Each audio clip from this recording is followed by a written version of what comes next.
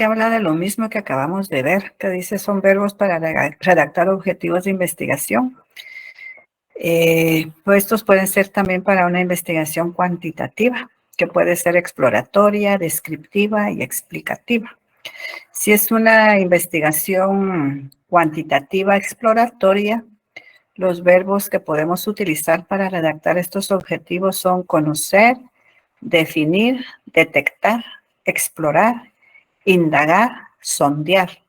Si es descriptiva, podemos utilizar los verbos analizar, calcular, caracterizar, clasificar, comparar, cuantificar, definir, describir, diagnosticar, examinar, identificar y medir. Y si es explicativa, podemos utilizar los verbos comprobar, demostrar, determinar, establecer, evaluar, explicar, relacionar y verificar. Los verbos para redactar objetivos en una investigación cualitativa, pues se pueden también utilizar los verbos siguientes para iniciar esta redacción, que sería interpretar, comprender, develar, resignificar, explorar, describir, diagnosticar e indagar. Y los verbos para redactar objetivos en investigaciones tecnológicas podría ser desarrollar, diseñar, adaptar, construir y transformar. Aquí les estoy agregando algo más para que ustedes vean que sí existen verbos para que nosotros podamos iniciar nuestra redacción, porque a veces lo que nos cuesta es iniciar la redacción de un documento y más de los objetivos. Entonces, esto les va a ayudar a ustedes a que sea más fácil el redactar los objetivos cuando tengan que presentar un trabajo de investigación. Aquí, pues, es lo mismo que vimos anteriormente. Estas diapositivas hablan de lo mismo, de la tabla de verbos didácticos de la taxonomía de Bloom. Están los de comprensión, aplicación, análisis, síntesis y evaluación. Son los mismos que acabamos de ver. No sé si hay alguna pregunta.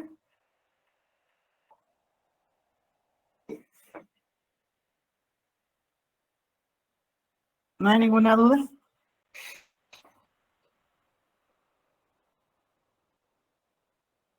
Bien, entonces vamos al punto 4 del plan, de la estructura del plan de investigación, que serían los supuestos de la investigación. Vamos a entender por supuestos de investigación los que constituyen en toda investigación científica, siempre va a partir de supuestos. Estos pues, van a constituir su fundamento y mediante conceptos, categorías y juicios que reflejan las leyes objetivas de los fenómenos, y estos supuestos son parte integrante de las teorías científicas. En las investigaciones concretas adquieren el carácter de postulados, es decir, de afirmaciones que de momento para los efectos de la investigación que se va a emprender no necesitan ser comprobados. O sea que los supuestos es algo que ya ha sido investigado. Recuérdense que supuesto es algo que sirve de fundamento a la verdad. Y suponer es dar por sentado y considerar como existente una cosa que se da por sentado. Entonces, podemos decir que, por eso se dice de que no es necesario ser comprobados. Podemos decir que también que la especificación de los supuestos de una investigación es importante para aclarar los fundamentos en los que ésta se va a apoyar. Por ejemplo, un supuesto podría ser, esto ya no se los marqué, pero se los voy a marcar para que vean que es ejemplo de lo que traemos del tema de la delincuencia. Un supuesto podría ser la delincuencia común es asociada con los hurtos, robos y delitos contra el patrimonio económico. Y esto sabemos que sí es real, ¿o no? ¿Qué creen ustedes? Sí, sí es real. ¿Verdad que sí? O sea, siempre se van a asociar a los hurtos y robos o delitos. Otro podría ser, se conoce a la delincuencia como el fenómeno de delinquir o cometer actos fuera de los estatutos impuestos por la sociedad. O sea, podemos decir que se conoce la delincuencia como este fenómeno de delinquir o cometer actos fuera de los estatutos impuestos por la sociedad, porque esto es real. El hacer o cometer un ilícito, pues está contra los estatutos de la sociedad y por eso es que hay cárcel. Aquí hay unos ejemplos de supuestos. Dice, existen políticas de fomento de la educación especial. La tasa de desempleo permanece estable. Existen medios de transporte público suficientes. Las condiciones económicas son estables. Como se dan cuenta, son suposiciones que ya se dan por sentada, que no por eso se dice que los supuestos no necesitan ser comprobados, sino que nos va a servir como fundamento para nuestras investigaciones o para nuestra investigación. No sé si hay alguna duda respecto a esto. No, listo, claro. Luego vamos al bosquejo preliminar de temas. Un bosquejo preliminar de temas consiste en puntualizar con el mayor grado de análisis posible los temas y subtemas que tendrá que atender el investigador para resolver el problema definido, procurando plantearlos en un orden lógico, científico y técnico en que deben ser tratados. Es preliminar porque es seguro que en el transcurso de la investigación surgirán nuevos temas o subtemas que será preciso incorporar o se presentará la necesidad de cambiar la ordenación establecida. Recuérdense que los supuestos son parecidos al índice. La diferencia es que el índice ya no puede modificarse y el bosquejo sí. Entonces podemos modificar el bosquejo porque, como dice acá, pueden surgir temas de interés para nuestra investigación y los podemos incluir, aunque no estén en el plan que se presentó y que nos autorizaron. No importa, o sea, igual podemos nosotros incluir más temas. Entonces, elaborar un bosquejo o un esquema de bosquejo. Un ejemplo podría ser, si el tema es efectos de la contaminación sobre los seres vivos, el bosquejo o esquema del marco teórico podría ser. El primer punto sería contaminación. Dentro de la contaminación estaría el presente, o sea, cómo está la contaminación en el presente y cómo fue en el pasado. Impactos actuales de las especies. Sería el número 2. Cambio de la distribución, efectos sobre la biodiversidad, extinción y adaptación. Como se dan cuenta, este bosquejo está numerado del 1, 2 y 3. Puede presentarse así, pero para fines de tesis aquí tendrían que anotar, antes del número 1 tendrían que anotar capítulo 1. Y en el 2 habría que anotar capítulo 2 y luego el tema y los subtemas. En el 3 tendría que anotar capítulo 3, el tema principal y los subtemas. ¿Me explico?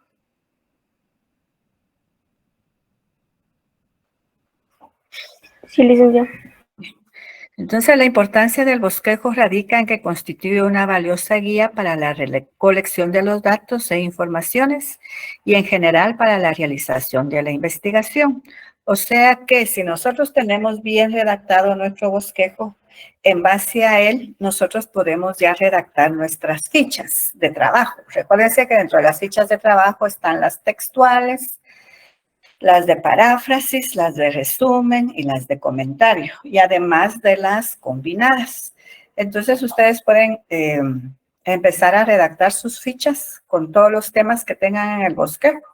Y en el momento ya de que esté autorizado el plan de investigación, pues ustedes ya tienen suficiente material para empezar a redactar su investigación.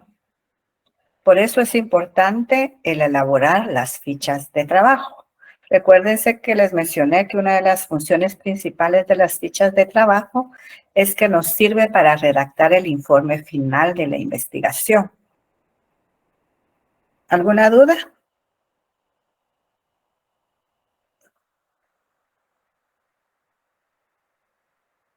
No. Ojalá que el lunes no tengan dudas cuando estemos en el examen. Yo sé que no van a tener, pero porque puede ser que venga alguna pregunta de estas o sobre el bosquejo.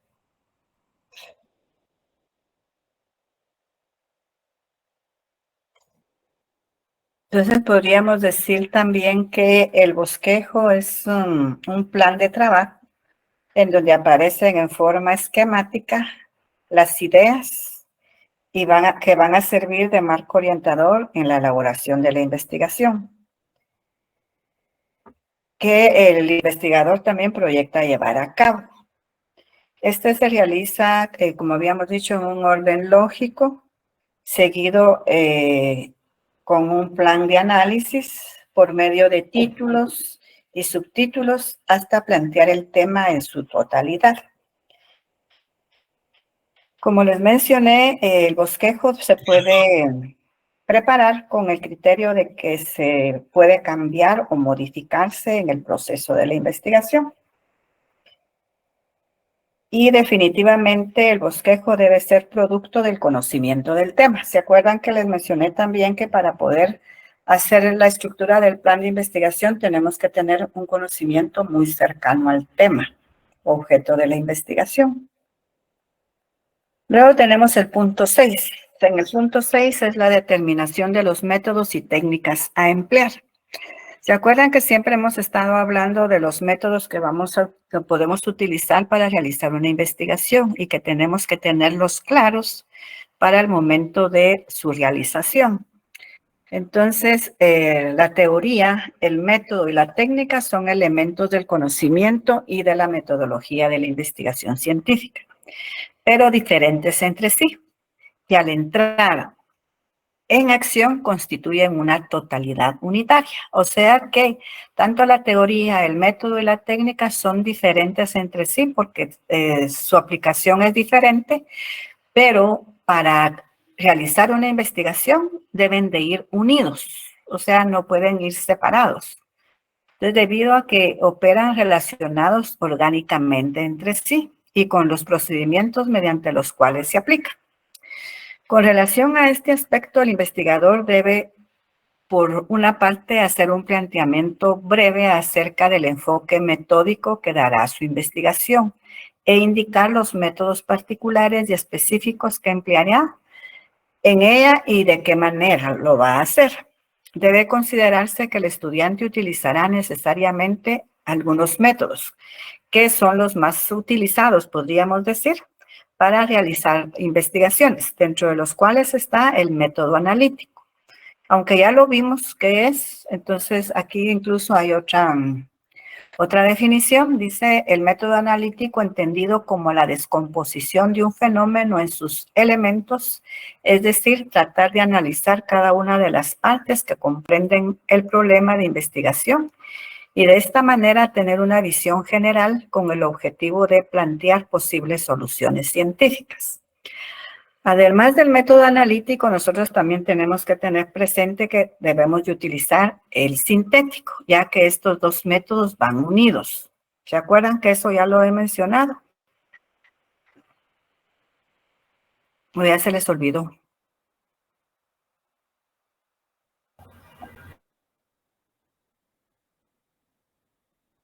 Entonces, en el método sintético, este permite la utilización del razonamiento con el objetivo de reconstruir cada una de las partes que conforman el todo de la investigación, luego de haber sido analizado mediante la utilización de la metodología científica de investigación. También está el método deductivo, que se le llama o se le conoce como método de razonamiento lógico. Es la manera de identificar y extraer conclusiones valederas que surgen de las hipótesis generales conocidas como premisas. Su característica principal es que va de lo general hacia lo particular, o sea que va de lo muy conocido a lo poco conocido. También a la par del deductivo siempre va el inductivo, que es el contrario del deductivo.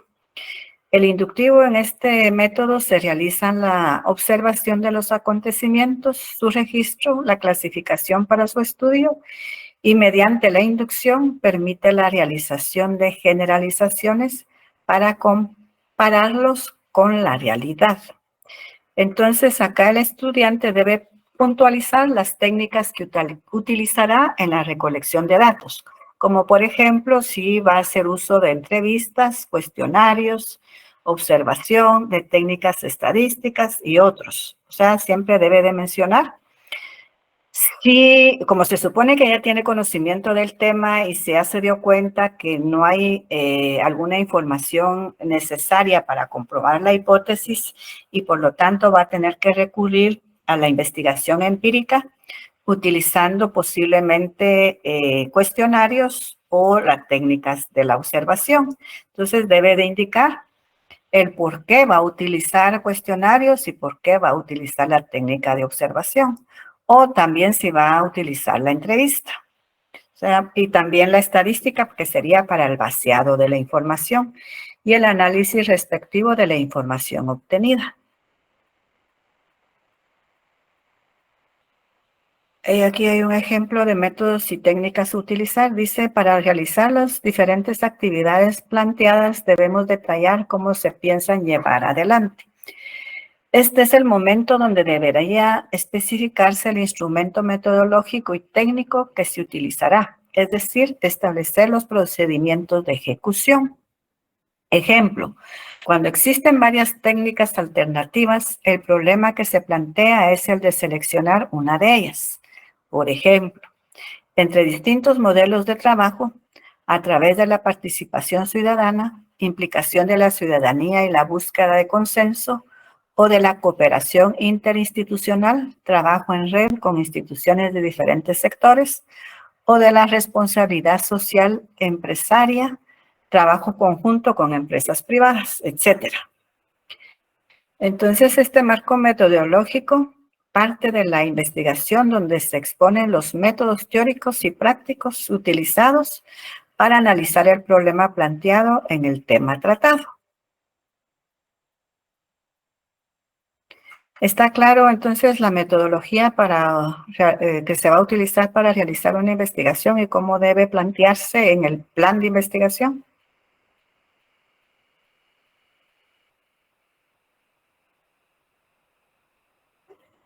¿Alguna duda?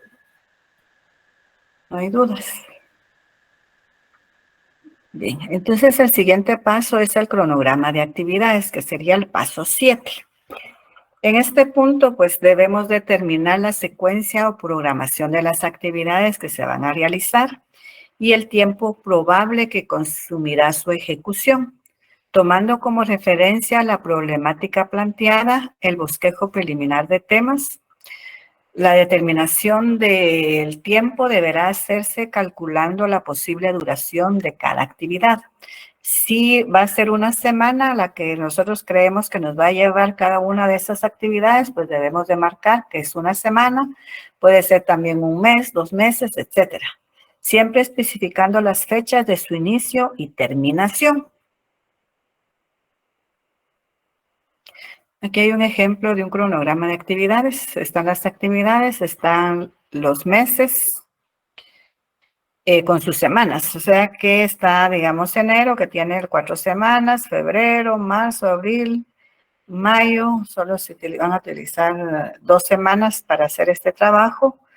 Y bueno, ahorita vamos a ver cada una de las fases. Dice las actividades. Las actividades que se van a realizar en el mes de enero, por ejemplo, es la realización de experimentos. En febrero va a ser la recolección de datos, se va a llevar todo febrero. El análisis e interpretación va a ser todo marzo.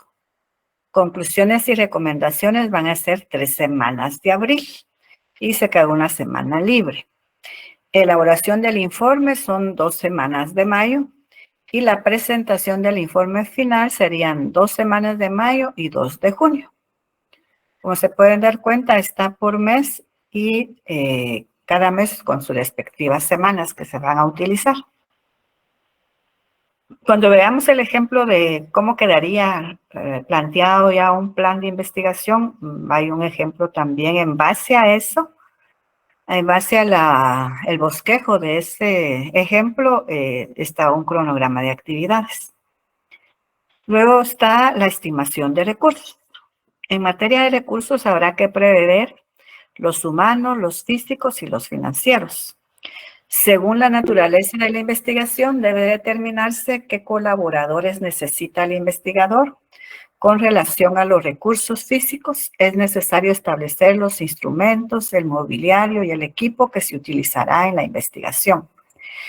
La especificación de los recursos humanos y físicos va a permitir más adelante estimar los recursos financieros. Recuérdense que para realizar una investigación siempre hay que hacer una inversión. En la actualidad, pues la inversión podría ser, por ejemplo, si no tienen una computadora, pues habría que invertir en comprar una computadora, una impresora, porque si es necesario presentar la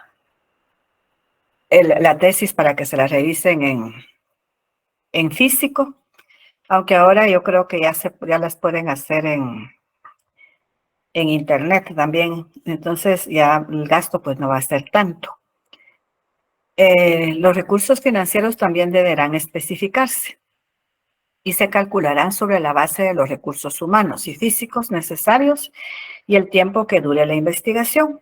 Por ejemplo, si ustedes se proponen realizar su investigación en un mes y para ello van a tener que pedir permiso en su trabajo ese mes, entonces si les dan con goce de sueldo, pues qué bien, pero si les dan ese mes sin goce de sueldo, pues eso sería como los recursos también que va a que invertir para poder hacer el trabajo. Aquí están los recursos humanos, pues serían las personas que van a ayudarles en algún momento determinado, los materiales, qué material van a utilizar, si van a usar computadora, cámara, los recursos, cuánto de dinero es el que se va a utilizar y si es algún experimento, pues tiene que tener también recursos intangibles. Luego, de último, va la bibliografía, que es el punto 9 de la estructura del plan. En la bibliografía, pues, se deben considerar los textos que utilizará el investigador para el desarrollo del plan de investigación, así como la legislación aplicable y otras fuentes que aportarán información. Debe considerarse que toda bibliografía técnicamente bien realizada debe llevar por lo menos los siguientes datos, que esto ya lo vimos anteriormente. Debe de llevar el apellido del autor, inicial del nombre, la fecha de la publicación del libro, que esa siempre va entre paréntesis, y si no tiene la fecha, recuérdense que hay que utilizar las letras SF, que significa sin fecha. El título de la obra, si dado país, y si no tiene, se anota SLI, que significa sin lugar de impresión. La editorial, y si no tiene editorial, se anota entre paréntesis también SE, que significa sin editorial. Estas variantes se van a colocar en el lugar y orden de los datos faltantes. Por ejemplo, donde va la editorial, si no la tiene, pues ahí se va a anotar SE. La edición se va a colocar a partir de la segunda. Cuando es primera edición, pues ese dato no se consigna. Se ubica después del título de la obra, así como los datos complementarios que contenga. Aquí pues ahí está el formato APA para las referencias, pero no se mira muy bien, que yo creo que eso ya se los compartí, que dice los elementos de una referencia que debe contener son nombre de autor, autor, editor, autor corporativo, título del libro, del capítulo, artículo, etcétera, datos de la publicación, año de publicación, lugar de publicación, editorial, páginas, etcétera. Si el libro o revista que usted quiere incluir en su lista o de referencias tiene números romanos, transfórmelos a números arábigos, a no ser que el número romano forme parte del título del libro. Y aquí pues hay un ejemplo de cómo van las referencias. No sé si ustedes logran visualizar. Las voy a ver si las puedo agrandar un poquito.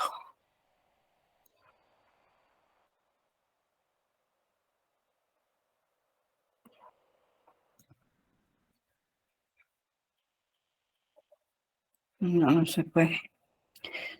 Bueno, aquí está el ejemplo de cómo quedaría redactado siempre con sangría. Entonces, esto sería el último paso de la estructura del plan de investigación. ¿Alguien tiene alguna duda?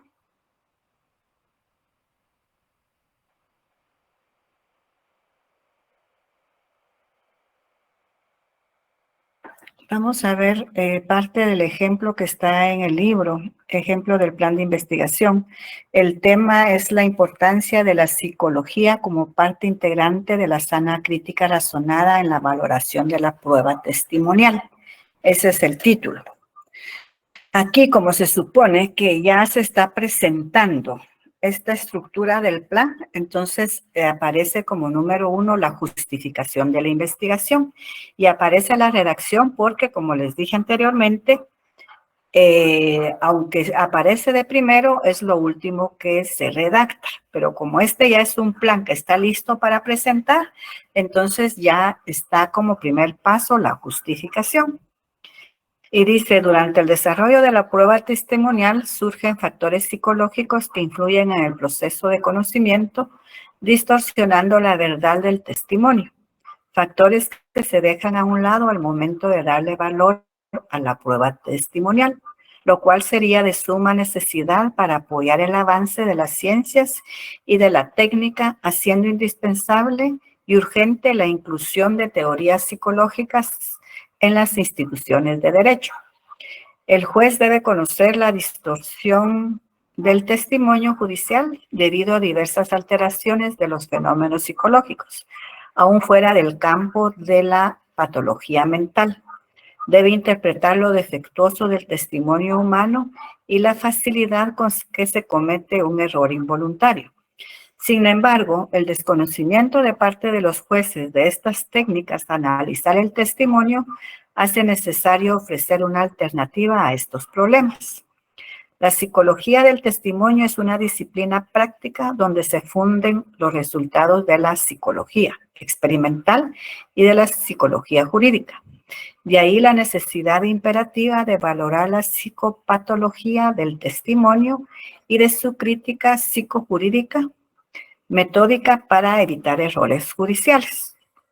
Como se dan cuenta, este tema es importante para cuando las personas cometen un ilícito y el juez los interroga, a veces por los nervios dicen cosas que no deben de decir. A eso se refiere esto. O incluso cuando se llevan personas que van a dar su testimonio, o sea, se llevan defensores o acusadores, por ejemplo, también como no están acostumbrados a estar ante un juez sin máximas, si van a decir mentiras, pues va a ser más difícil también. Entonces, a esto se refiere este tema. No sé si ustedes habían escuchado algo sobre esto.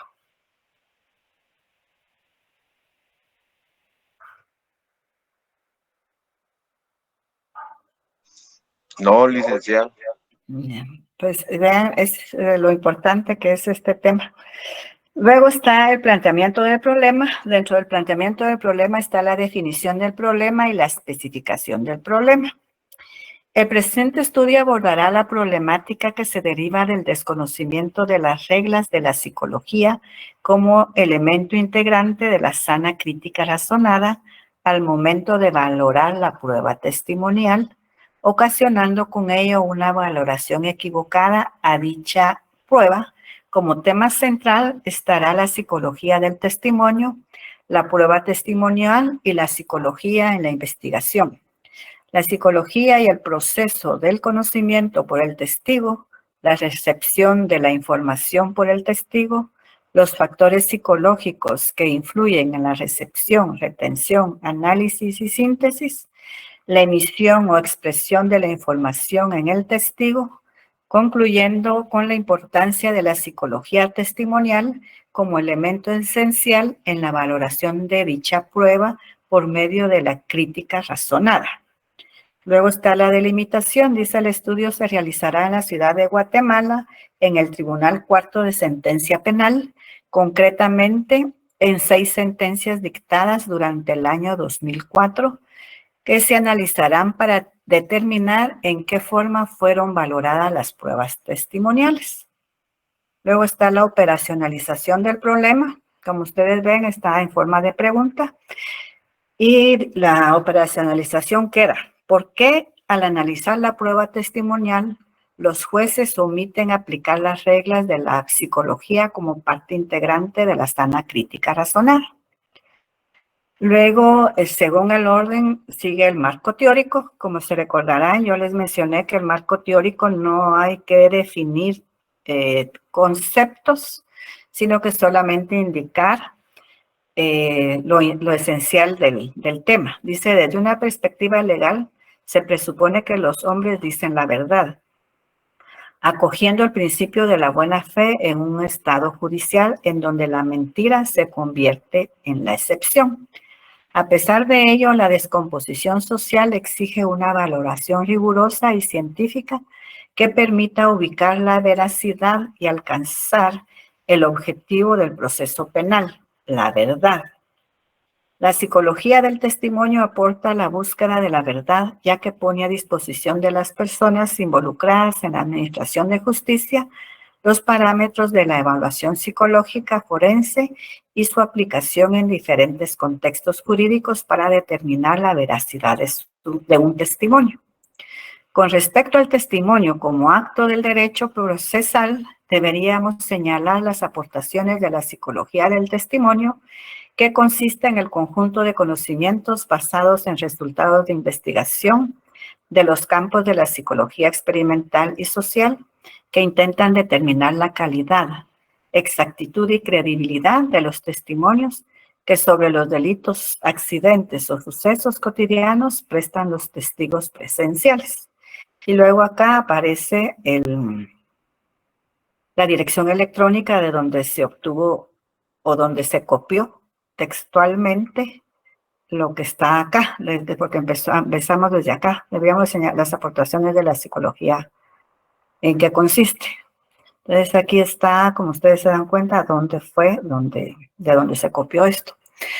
Entonces, hablar sobre psicología del testimonio resulta interesante, ya que se aborda tanto al testigo como al testimonio, sobre aquello que se argumenta y sobre aquel que tiene presencia sobre el conocimiento.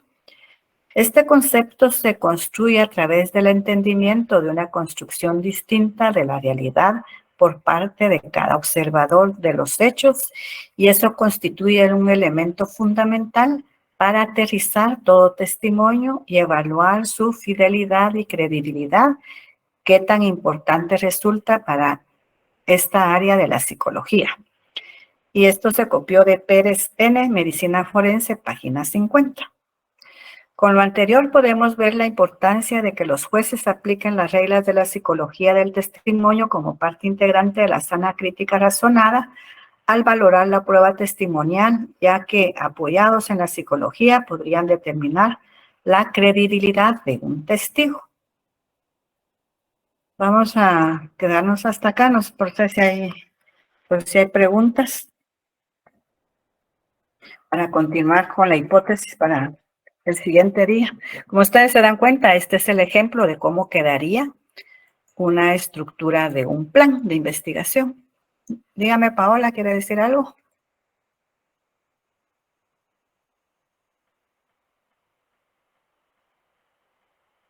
¿Quiere decir algo, Paola, o se le...? Perdón, Lick, se me marcó. Ah, no tenga pena. ¿Alguna duda?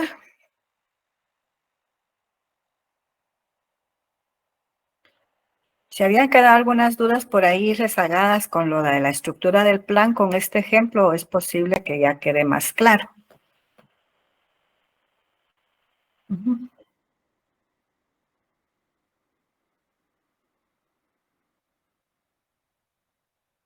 Ah, sí, por supuesto. Recuérdense que yo les mencioné que normalmente para preguntas de selección múltiple son 2 minutos y para preguntas de falso y verdadero es 1 minuto.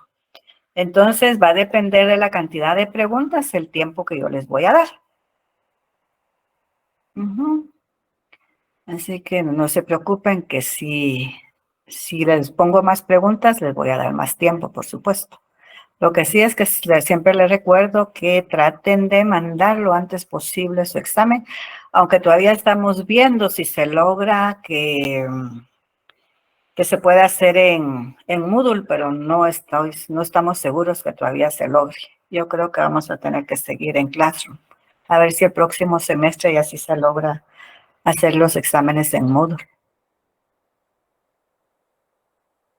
Licenciada, Dígame, Natalie. ¿y la universidad no ha decidido cómo hacer las clases presencial? Es que lo que pasa es que no se puede, o sea, porque está tomada, el campus está tomado. O sea, no se puede ingresar y como no hay ninguna intención de resolver el problema, entonces parece que las personas que lo tienen tomado tienen toda la intención de devolverlo, pero no hay garantías para ello, me parece. No sé qué está pasando ahí, pero mientras no devuelvan las instalaciones, no se puede con las clases presenciales. Pero yo creo que en este medio nos ha ayudado mucho de los que trabajamos, Lick. Por lo menos a mí sí me ayuda bastante.